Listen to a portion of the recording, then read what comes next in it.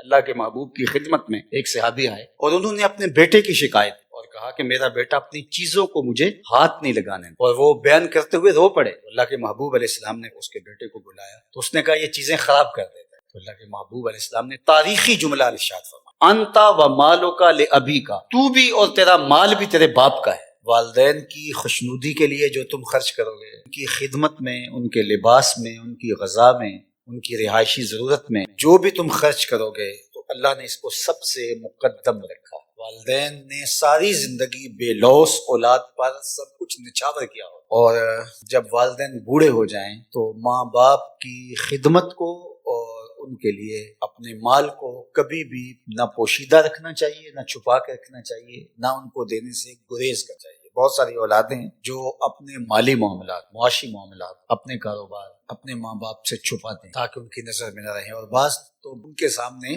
غریب بننے کی اداکاری کرتے ہیں، ان کے پاس موجود ہو بھی لیکن وہ ان کے سامنے غریب بننے کی اداکاری کرتے ہیں۔ تو یہ بدترین صورتحال ہے۔ ظاہر ہے یہ بھی ایک بخل کی مخفی صورت ہے۔ انسان جب ہونے کے باوجود غریب بننے کی اداکاری کرتا ہے تو یہ بخل کی ایک مکارانہ شکل ہے کہ لوگ کہیں کہ یہ تو بیچارہ کسی قابل نہیں ہے، تو ماں باپ کے سامنے آپ کی کوئی چیز پوشیدہ نہیں ہونی چاہیے۔ تو فرمایا تمہارے مال کا سب سے زیادہ حقدار کون ہے؟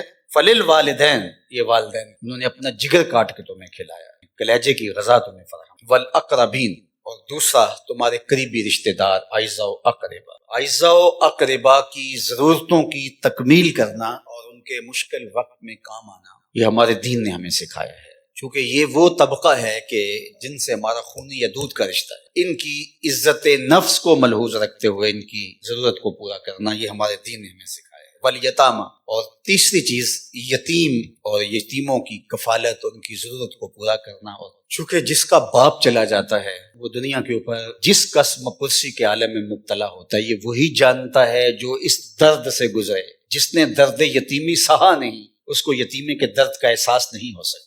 دکھیے دیگل دکھیا جانے، سکھیے نو کی خبر۔ اور میاں صاحب نے یہاں ایک اور بات کہی، سکھیے دیگل سکھیا سن کے اینا خوش نہ ہوتا، دکھیے دیگل دکھیا سن کے ہنجو پر ہوتا۔ یہ بات ذہن میں رکھیے کہ یتیم کی کفالت کرنا، اس کی مدد کرنا، اسلام نے اس کی بھی تلقین کی ہے، لیکن اس سے بڑھ کر اس کی عزت نفس کا خیال رکھنا۔ اللہ بل لا تکرمون الیتیم، کہا ان کا مسئلہ کیا ہے، یہ یتیموں کو عزت نہیں دے، تذلیل کسی کی نہ کی جائے، کسی کو بے عزت نہ کیا جائے۔ تو فرمایا کہ وہ تمہارا جو مال ہے وہ عزت کے ساتھ خرچ کیا جائے۔